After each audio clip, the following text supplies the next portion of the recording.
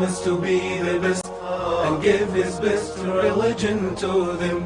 Allah our God is the greatest, the one and only glory to him. He wanted humans to be. Assalamu alaikum wa rahmatullah. Alhamdulillahi rabbil alameen. Wassalatu wassalamu ala ashrafil mursaleen. Nabiyina Muhammadin wa ala alihi wa sahbihi ajma'in. Welcome to another episode of the Gardens of the Pious. And I'm sitting in for Sheikh Muhammad Salah. May Allah subhanahu wa ta'ala cure him.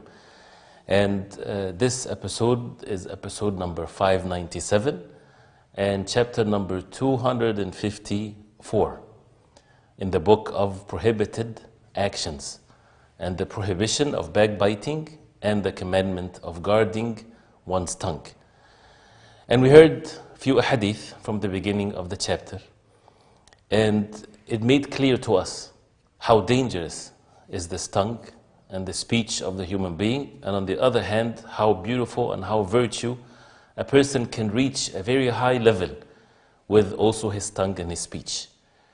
It's something that, as they say, as if it's a double-edged sword. Either it kills the person or ruin the person or take the person to the highest levels of goodness. All of that by one's speech.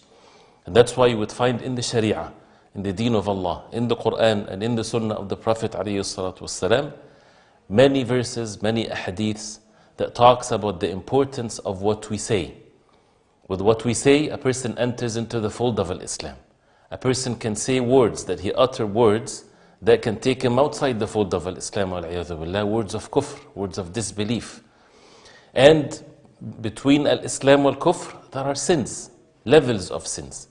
And one of the major gates of sins and disobedience to Allah subhanahu wa ta'ala is what a person say. And as mentioned before, what's in the heart would definitely has to be exposed one way or the other with one speech. If the heart has filth in it, being attached to other than Allah, having the opposite of the nasiha and the concern towards others, having bad expectations of others, thinking about others in an evil way, having envy, all kinds of things, that diseases in the heart, then that leads for the person to backbite and to slander and so on. And that's why when the people of knowledge talked about why people backbite one another, and we'll hear, inshallah ta'ala, in this episode, the definition of al-ghiba, or backbiting by the Prophet ﷺ, there are many reasons why would people backbite one another or slander one another. One of which is thinking bad about others. This is something that is a disease in the heart. One of which is envy. One of which is a person wants to be superior over others. Some people, some individuals on the face of earth, their only way for them to be superior is by stepping on others. Not necessarily physically, but they have to step on someone for them to get, or thinking that this is how to get higher. So to ridicule someone, to put down someone, because what's that mean indirectly? That you are better than that person, and the person would feel superior this way. And many times people do not really check and know what's in their hearts, but this is all the seeds of why people would backbite, and this is another subject. But let's get into the hadith where we stopped at, and the definition of al-ghiba, not according to what we think, but according to the Prophet ﷺ, the one that, as Allah subhanahu wa ta'ala said, وَمَا يَنْطِقُ عَنِ الْهَوَىٰ إِنْ هُوَ إِلَّا وَحْيٌ يُوحَىٰ. He does not speak from desire, he speaks from revelation. It's revelation from Allah subhanahu wa ta'ala. So the hadith number 1523. 1523, and it says, عن أبي هريرة رضي الله عنه أن رسول الله صلى الله عليه وسلم قال أتدرون ما الغيبة؟ قالوا الله ورسوله أعلم. قال ذكرك أخاك بما يكره. قيل أفرأيت إن كان في أخي ما أقول؟ قال إن كان فيه ما تقول فقد اغتبته وإن لم يكن فيه ما تقول فقد بهته. Which roughly means that Abu Hurairah radiallahu anh said, the Messenger of Allah sallallahu alayhi wasallam said, do you know what is backbiting? The companions said, Allah and His Messenger know better.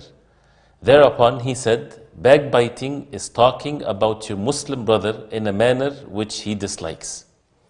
It was said to him, what if my Muslim brother is as I say? He said, if he is actually as you say, then that is backbiting. But if that is not in him, that is slandering. And the hadith is reported by Imam Muslim, rahimahullah.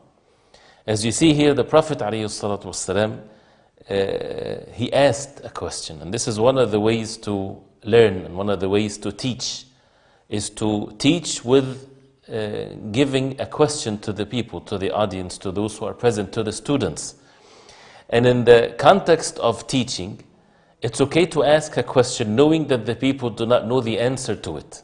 Why? Because that brings their attention and their focus. And it's also okay, as the people of knowledge, they say, that if the students, they would answer, even if they give a wrong answer, it's okay. Why? Because it's in the context of learning. It's not about asking a matter of the religion where we are forbidden to speak about religion without knowledge. You know, if someone, for example, in a classroom, in a session of knowledge, and the sheikh and the scholar or the teacher, he would ask the people something in matters of religion. For example, to say, what is the ruling with regards to wearing gold and gold for men, for example, right? And the people do not know yet. This is the subject of the class, of that day. But he sets the lesson with a question. It's okay for them to give a wrong answer. They're not saying or talking about the religion without knowledge, because they're in the context of learning. So he's examining what would they think, not for them to be basically talking about the religion without knowledge. But when the Prophet ﷺ would ask the Sahaba radiallahu anhum, they always would say, Allahu wa Rasuluhu a'lam. Allah and His Messenger sallallahu alayhi wa sallam knows best. Even though they would literally understand or know the meaning of al-ghiba. Ghiba literally something that is not present, someone that is absent. Something about something absent, and that basically has its effect on the definition of al-ghiba.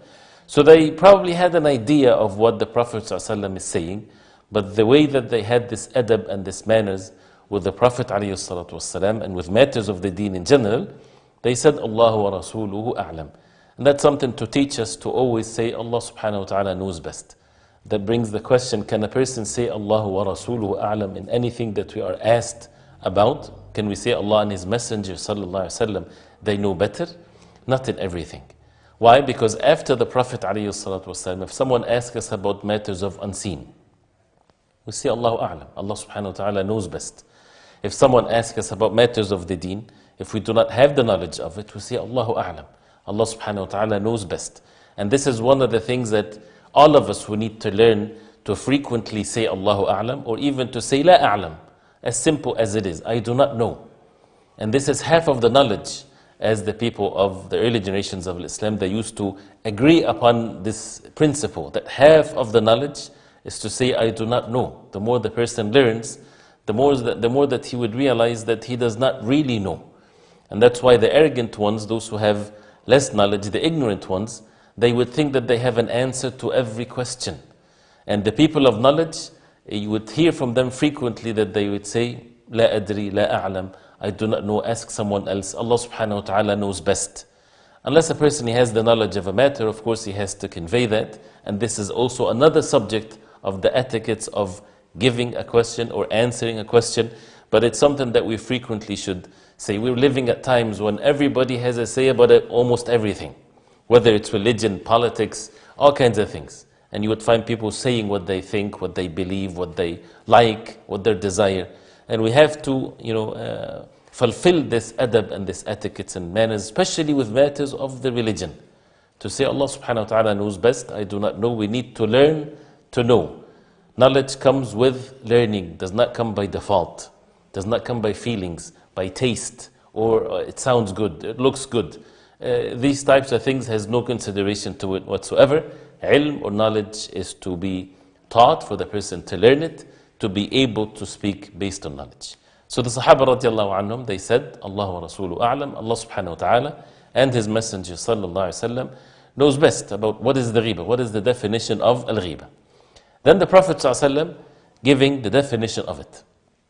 ذِكْرُكَ أَخَاكَ بِمَا يَكْرَهُ. ذِكْرُك, when you would mention your brother, بِمَا يَكْرَهُ, with what he dislikes.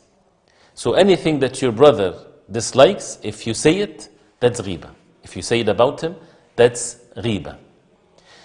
If we put this definition with the linguistic meaning of al-ghiba, does it mean in his absence? This is what many of the people of knowledge, they defined al-ghiba, is that when you mention your brother in his absence with something that he dislikes. But the Prophet ﷺ, when he defined it, he said, ذِكْرُكَ أَخَاكَ. That's why some of the people of knowledge, they said ghiba is when you mention your brother with something that he dislikes, whether he is present or whether he's absent. Right? Unless it's between you and that brother and you're advising him, you're enjoining good, forbidding evil. But in general, in principle, it's when in the absence of that brother, you speak about him in a way that he dislikes. This can be in something religiously, can be in something in worldly matters, physical appearance, the way that he looks, the way that he speaks, something that Allah subhanahu wa ta'ala created him with, whether it's his actions, which is a bad action, or something that Allah subhanahu wa ta'ala created him with, being short, being tall, being black, being white, being whatever, right? Talking about a brother, a Muslim brother or a Muslim sister for the sisters, with something that they dislike. If they were present, they would not like it. And we have to be also extremely careful with this. Why? Because we might think that, some things he might not dislike it, for example. But you never know. And when people are being nice to one another, sometimes someone would say something about them or ridicule them in a gathering, especially with friends, and people seem to be okay with it, but in reality they are not. And that's why we have to avoid this, whether it's someone that is close to us, someone that is a close friend or so. Do not ridicule, do not say anything that the shaitan works on the people and in their hearts, and they might not feel that they dislike it at that moment, but later on with other things that may lead them to thinking bad about one another and so on. So the Prophet ﷺ, again, he said, ذِكْرُكَ أَخَاكَ بِمَا يَكْرَهُ. Anything that your brother dislikes, then this is considered to be ghiba. Then the people said something that almost anybody that you would forbid them from ghiba, if someone backbited someone in your presence, and you tell him, brother, you had backbited this brother, or this is not permissible, we should not talk about someone in their absence. Right away, people usually, they would mention this statement, which is what they asked the Prophet ﷺ. They said, أَفَرَأَيْتَ إِنْ كَانَ فِي أَخِي مَا أَقُولُ. They said to the Prophet ﷺ, what if the Muslim brother or this brother, he has what I said? I'm not lying about him. If he actually has what I say, what if that Muslim brother is as I say? Because people might think ghiba is when you say something about a brother in his absence, you exaggerated or you lied about him, said something that is not even in him. This is, of course, is even worse of a sin, as the Prophet ﷺ said. But ghiba, which is a major sin, is just by mentioning him or her in a way that he dislikes, even if you are 100% truthful about him. You said that he's short and he is short, or he's tall and he's tall, in a way that he doesn't like it, in a way to ridicule him, or matters of his religion. And as we said, ghiba is in speech and in a movement of a hand and a gesture, in a way that you look, in a blink of an eye, something that would imply, whether it's directly or indirectly, whether it's implicit or explicit, to the listener of what you're saying, that you are basically saying something that that brother would dislike for you to say. So as mentioned before, someone would say, may Allah subhanahu wa ta'ala guide him, right? Or may Allah guide us all, in a context that a person would understand from it that he's away from guidance. He needs guidance. That means he did something bad. He did something evil. Or someone would roll his eyes when a name of a brother is mentioned. Or doing something like, with hand gesture, and it's different from one culture to the other, that makes a person, the listener or the one that is sitting, feels that something wrong with him. So we have to be extremely careful with this. So ذِكْرُكَ أَخَاكَ بِمَا يَكْرَهُ, to mention your brother in something that he dislikes. So when they said, what if he has what I'm saying is present in him, I'm truthful, I'm not lying, I'm not exaggerating, then the Prophet ﷺ, saying it in a statement to make it clear, that clarifies all the doubts about what ghiba means. He said, إِن كَانَ فِيهِ مَا تَقُولُ فَقَدْ اغْتَبْتَ. He said, if your brother has, if he actually is as you say, then that is backbiting. You have committed that major sin. You already backbited him. But if that is not in him, that is slandering. وَإِن لَمْ يَكُنْ فِيهِ مَا تَقُولُ فَقَدْ بَهَتَّ. You did buhtan. Al-Buhtan is slandering. It's talking about someone, lying about someone, accusing someone about something that would attack his honor and dignity, and you're lying about it, which is far worse than the riba. And they're both major sins, but one is worse than the other.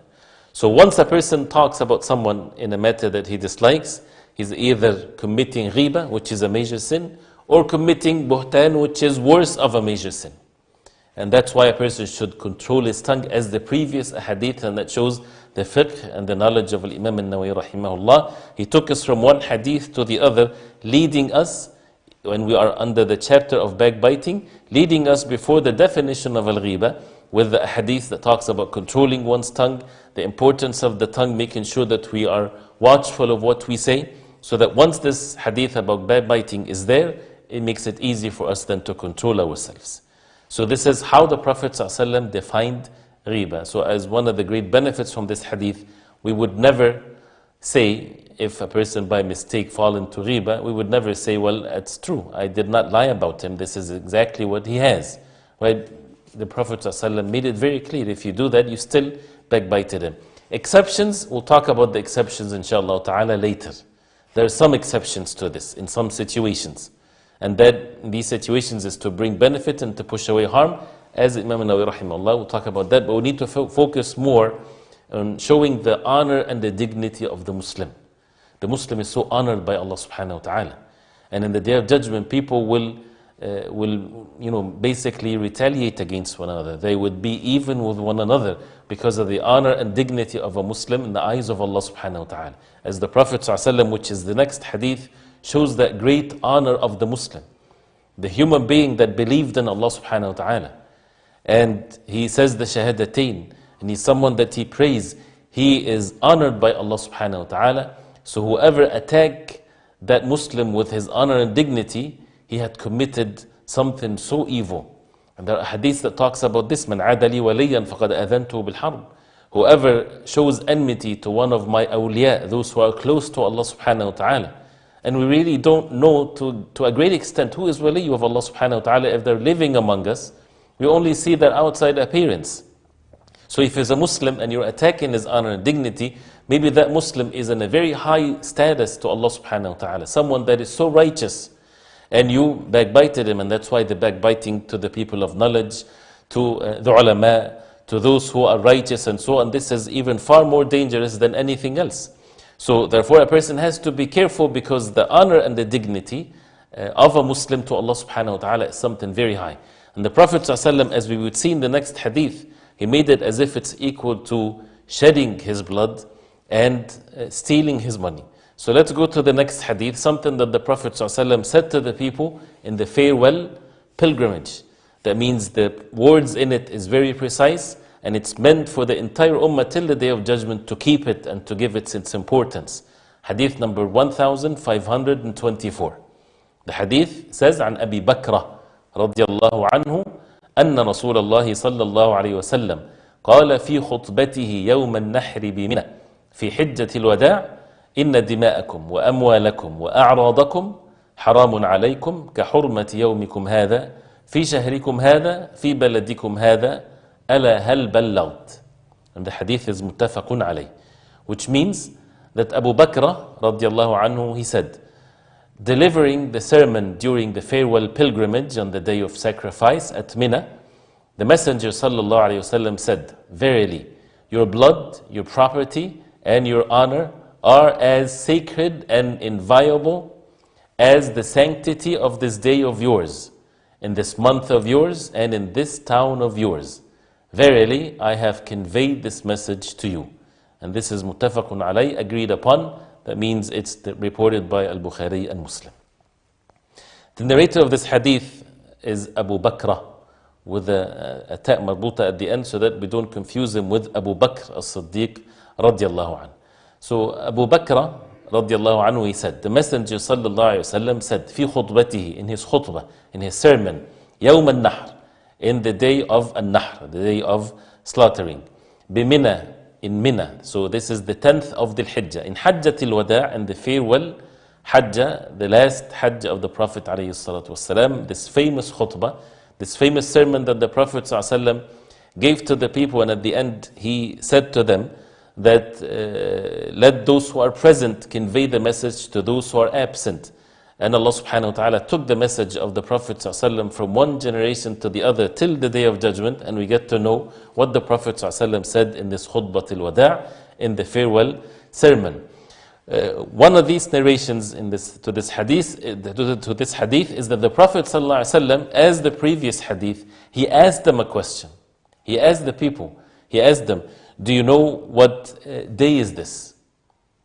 And they know what day is it. They know that this is the 10th of Dhul Hijjah. But they, as the narrator of the hadith, he said, we thought that maybe the Prophet ﷺ will give it another name or another date.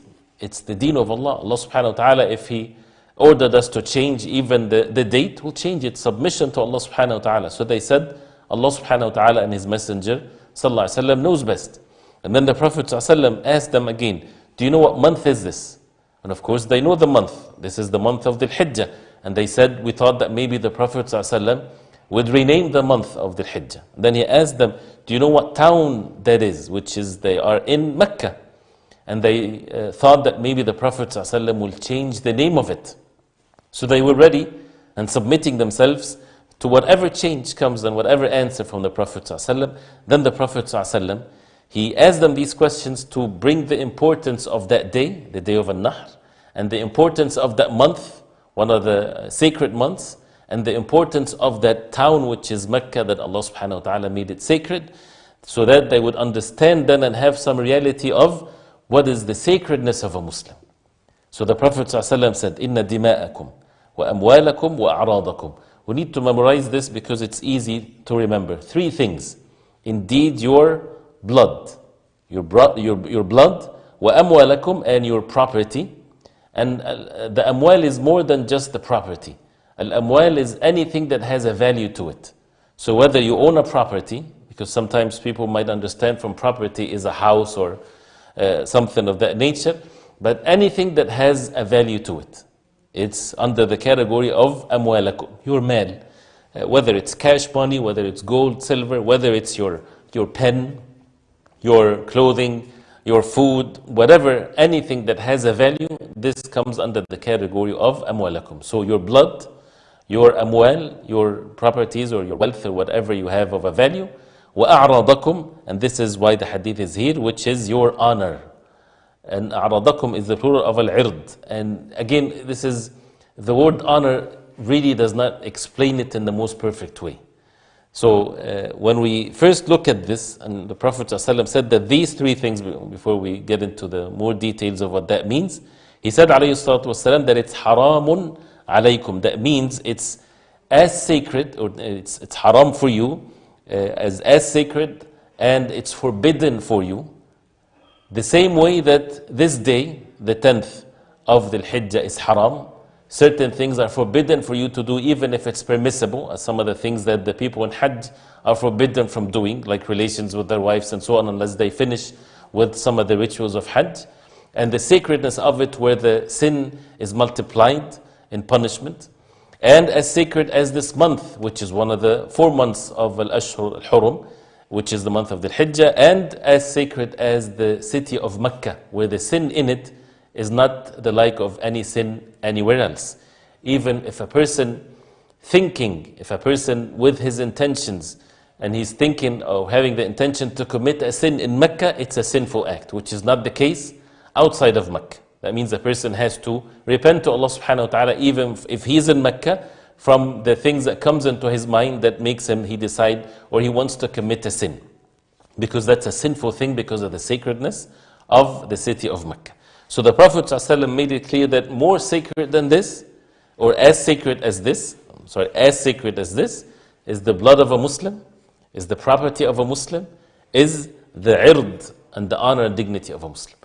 The blood of a Muslim is very obvious. That means to shed blood, whether it's killing or wounding a Muslim, so physically attacking a Muslim.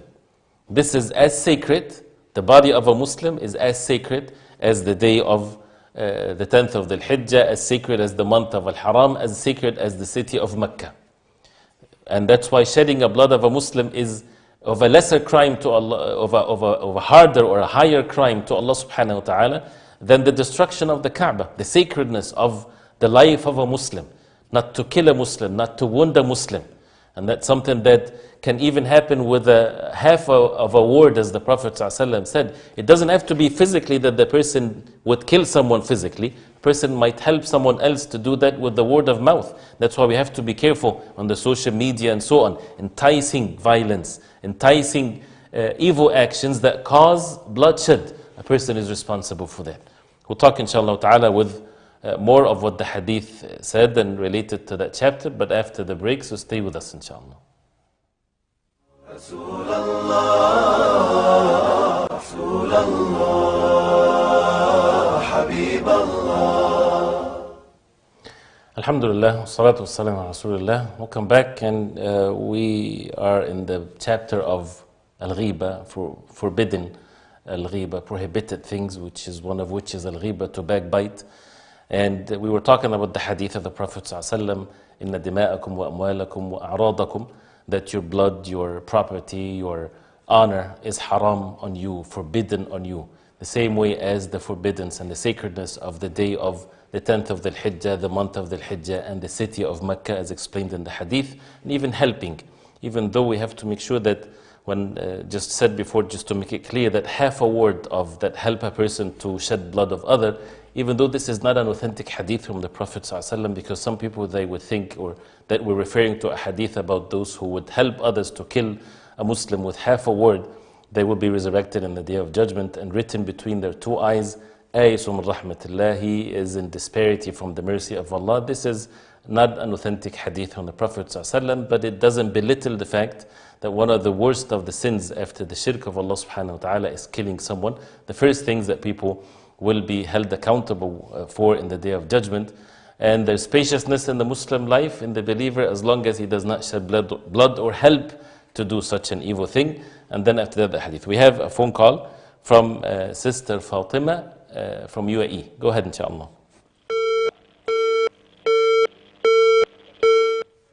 Oh, we lost the phone call. Saida from Netherlands. From the Netherlands. Go ahead, inshallah. Assalamu alaikum. Wa alaikum assalam wa rahmatullahi wa barakatuh. I have a question. Sure. Can you pay someone to perform a Hajj for your deceased parents if you are not able to perform the Hajj for them? Sure. Physically not able? Okay, sure, inshallah. Anything else? Okay. Sister Fatima is back. Go ahead, inshallah. Fatima from UAE.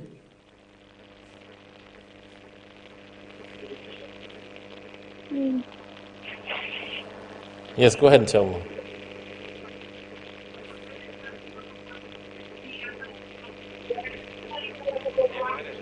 Go ahead. Go ahead.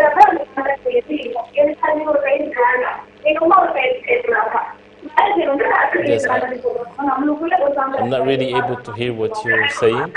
Maybe if you can lower down the TV or something. Yes, Sister Fatima. Yeah, it's okay. Maybe call us again, inshallah. Going through first of all, with this question about paying someone money to make Hajj on someone's behalf, and this is okay. Now, before we give the answer, we have Sister Latifa from USA. Go ahead, inshallah. Assalamu alaikum. Wa alaikum assalam wa rahmatullahi wa barakatuh. So I want to ask, is the adhkar Hasbunallah la ilaha illahu alayhi tawakkaltu 7 times authentic? Hasbunallah la ilaha. I'm sorry, can you? Illallah. Okay. So Hasbi Allah la ilaha illahu alayhi tawakkaltu wa huwa rabbul arshil azim. Yes. Okay, that's it. You're asking about the meaning of it. Huh? You're asking about the meaning of this dua? I don't know the meaning. Okay, no, sure. I'm saying, is it authentic? To say it 7 times in the Bible. Okay, sure, inshallah. Barakallahu feek. Going back to the question of Sister Saida with regards to paying someone to make Hajj for someone else's behalf.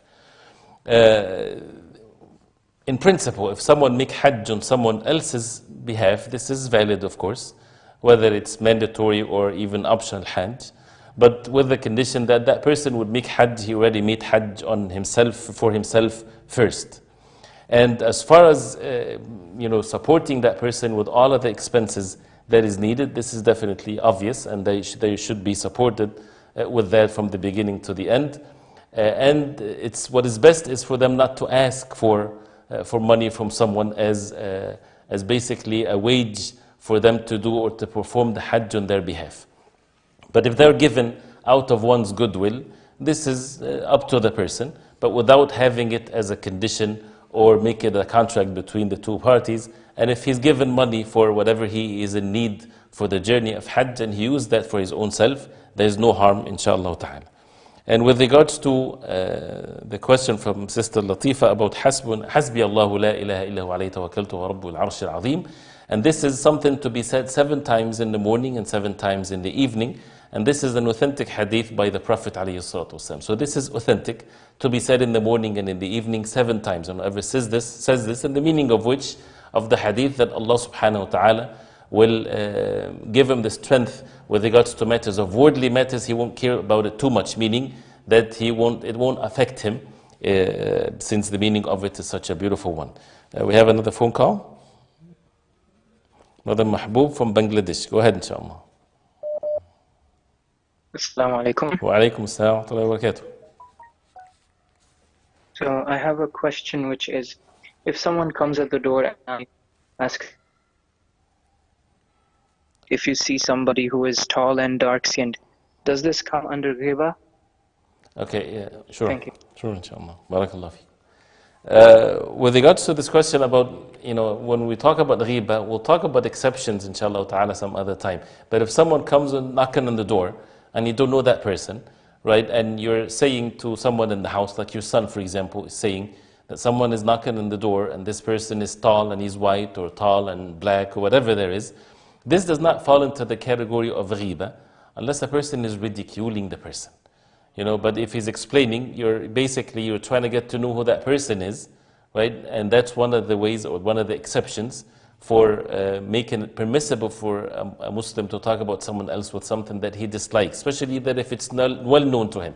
So in that context, it's not necessarily ghiba, and Allah subhanahu wa ta'ala knows best. We have a phone call. Sister Fawzia from the UK. Go ahead, inshallah. Assalamu alaikum, brother. Wa alaikum assalam wa rahmatullahi wa barakatuh. Jazakallah khair for helping me in on this program. Brother, my question is that I recently had a big loss of money, a huge loss of money.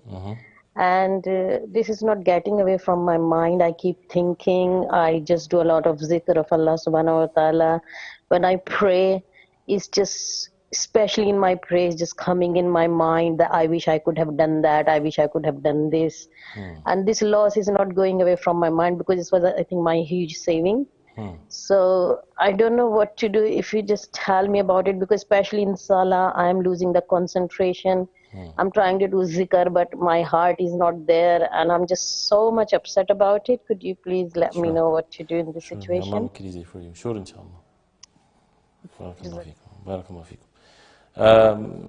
With this, subhanAllah, with the subject of losing money, and Allah subhanahu wa ta'ala mentioned that in the Quran, the way to overcome these negative feelings and how it affecting, as she mentioned, her salah and things like this, to know that everything is from Allah. It's with one strength of al-Iman. And as a matter of fact, as a matter of belief, that everything is written 50,000 years before our creation. So this is something that Allah subhanahu wa ta'ala decreed for you to observe or to witness. And Allah subhanahu wa ta'ala only decree what is beautiful. So as far as the decree of Allah, not the individuals, there might be individuals that did bad, but the decree of Allah, the qadr of Allah is always beautiful to fulfill the purpose of our life. Because the purpose of our life is to worship Allah. We don't choose, in some cases, how to worship Allah. Some people, they worship Allah with being grateful. Some people, Allah subhanahu wa ta'ala wants from them to worship Him with patience, with being pleased with the qadr of Allah. So Allah subhanahu wa ta'ala is testing you whether you would be pleased with the qadr of Allah, whether you are patient with the qadr of Allah, and it doesn't make you to utter things that are not permissible. One of which is, as the Prophet ﷺ said, and he made it very clear to us, that you should seek help from Allah subhanahu wa ta'ala and take the means and so on, which is, if something happens that you don't like, the Prophet ﷺ made it very clear to us, فَلَا تَقُلْ لَوْ أَنِّي فَعَلْتُ كَذَا لَكَانَ كَذَا وَكَذَا وَلَكِنْ قُلْ قَدَّرَ اللَّهُ مَا شَاءَ فَعَلْ. That if something happens that you don't like after you took the means and you rely upon Allah subhanahu wa ta'ala and you sought help from Allah, then something that you don't like happened. Do not say if. Do not say if I have done this, it would have been this and this, as mentioned in the question. And therefore this is from shaitan whispering. It was never meant to be anything else but what exactly happened. So this is the qadr of Allah. So then, rather, as the Prophet ﷺ said, say قَدَّرَ اللَّهُ مَا شَاءَ فَعَلْ. Say this is what Allah decreed and what Allah subhanahu wa ta'ala willed happened. And keep on saying that and reading Quran and be busy with the dhikr. Inshallah, Allah subhanahu wa ta'ala, one of the great favors of Allah that we forget. With time, inshallah ta'ala, these things will go away. And with the strength of your iman, inshallah ta'ala, you'll put it in the right perspective. May Allah subhanahu wa ta'ala reward you for that and give you patience and being pleased with Allah subhanahu wa ta'ala. We have another phone call. Brother Idris from Pakistan. Go ahead, inshallah. Assalamu alaikum wa rahmatullahi wa barakatuh. Wa alaikum assalam wa rahmatullahi wa barakatuh. Allah yabarik feek. How are you doing, sir? Alhamdulillah, how are you? Today I had only one question, sir. There's a person I know that has some sort of deal with some kind of bank that they had agreed to some amount to be loaned to them. For example, $100,000, and at the end of the transaction, while the loan is being paid, they're supposed to be paying the bank back around about $100,000. Like $20,000 is the fee or whatever they name it. Is it eligible for the person to get that sort of loan or not? Can you please clarify this issue for me? Thank you. Sure, inshallah. Taking a loan from the bank. And when we deal with banks are institutions for lending money and borrowing money. They're not in the business of investing money. And this is in the constitutions and the laws of almost all the countries in the world. There might be some rare exceptions, but in general, this is what the banks are for. They take money from the people when they put money in the bank, and they lend it to others, and this is how the banks, they take money. And the transaction between two parties, the bank and an individual, the individual is taking money from the bank, and with the condition that he would pay $20,000. They can call it fees, they can call it whatever they call it, they can call it beautiful things, whatever there is, but the transaction is lending money. So they lend, in principle, in the deen of Islam, it is not permissible to have a benefit from lending money or borrowing money, otherwise it becomes riba. كل قرض جر نفعا فهو ربا. As the Prophet ﷺ said, every loan that brings benefit is riba, is usury, and the usury, we know how Allah subhanahu wa ta'ala mentioned it in the Quran. War from Allah and His Messenger ﷺ upon those who deal with riba and usury. So this is a transaction that is very clear from what the words of the brother Idris, that this is riba. This is a riba transaction, this is usury transaction that is haram, and a person should stay away from that. Going back to the hadith of the Prophet ﷺ, what he said in the farewell pilgrimage, and mentioning the three things: your blood, your wealth, your property, وَأَمْوَالَكُمْ. Haram, that means the wealth of a Muslim brother is forbidden for you, whether it's stealing, whether it's deceiving him, cheating in buying and selling, taking money without the right to do so. This is something that is haram and is sacred, not to transgress these limits and abuse one another by taking their wealth without the right to do so. People might have all kinds of ways to justify it for themselves, but it's not permissible to take the wealth of others whatsoever, as the Prophet ﷺ said. And why this hadith in this chapter is because of the third one. وَأَعْرَاضَكُمْ. أَعْرَاضَكُمْ means your honor and dignity. Al-ird is basically yourself, your being. So since the physical being is mentioned, which is your blood, since your property, which is your wealth, is mentioned, so whatever is left is what? Because the human beings are not just physical beings, but there's something beyond that, which is basically your honor and dignity.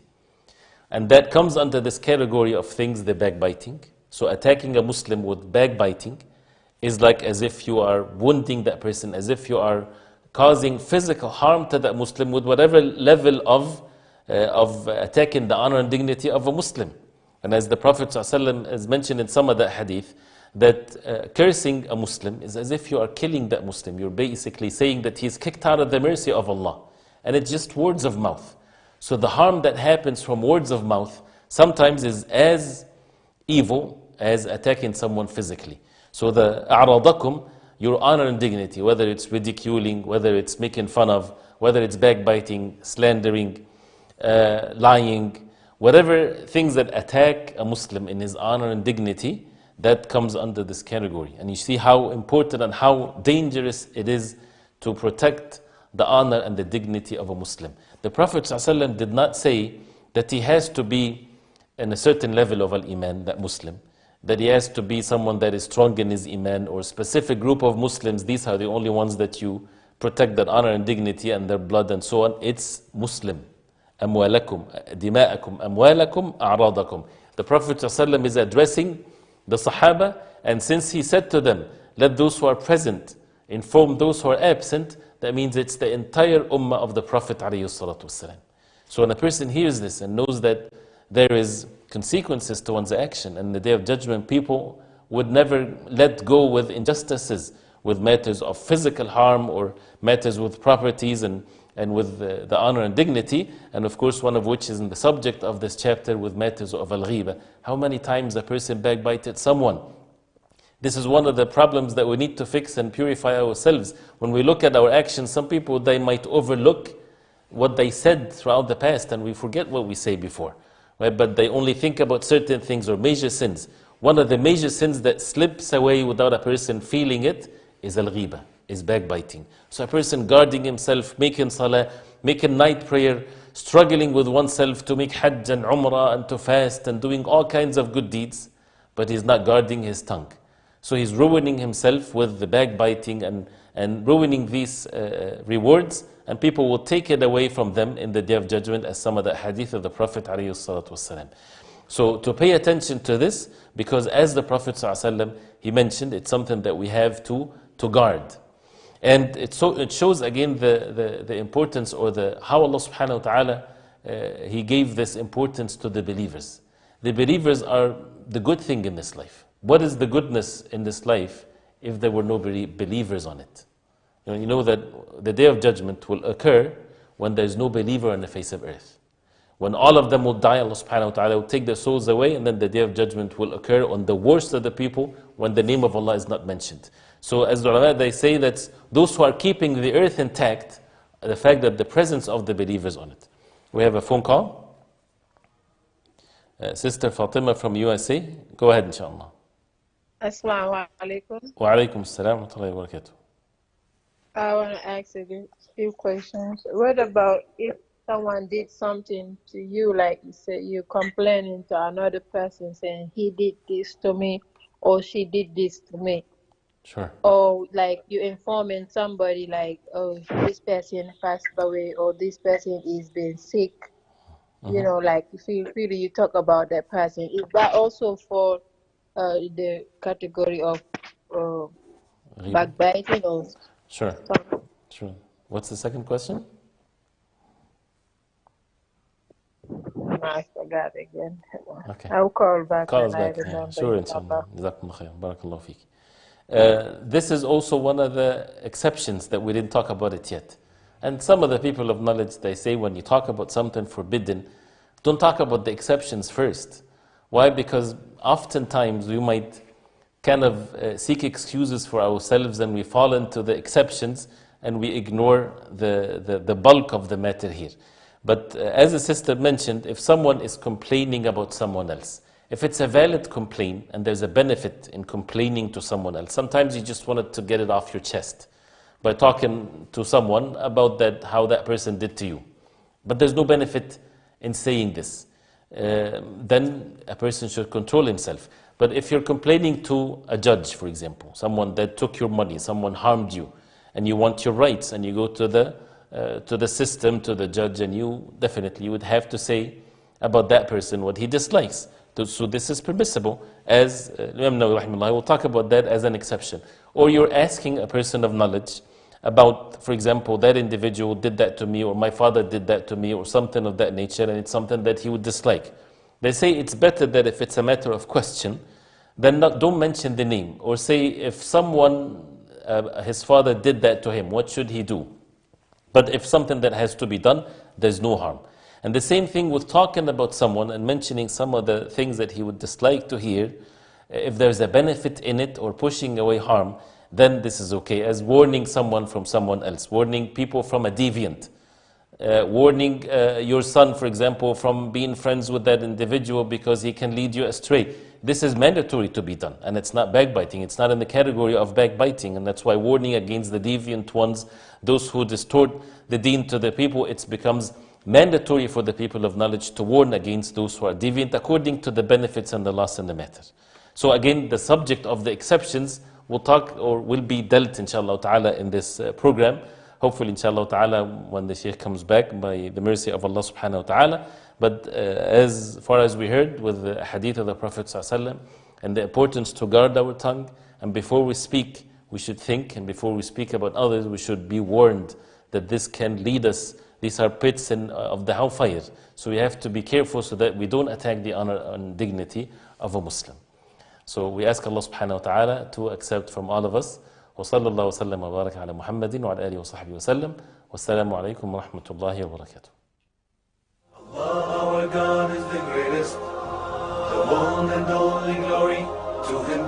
He wanted humans to be the best and give His best religion to them. So why did they ignore that? Forgetting all about it in paradise, worshipping cows, fire and stones, selling the best with the cheapest price. So why did they ignore that? Forgetting all about hell and paradise, worshipping cows, fire and stones, selling their best with the cheapest price.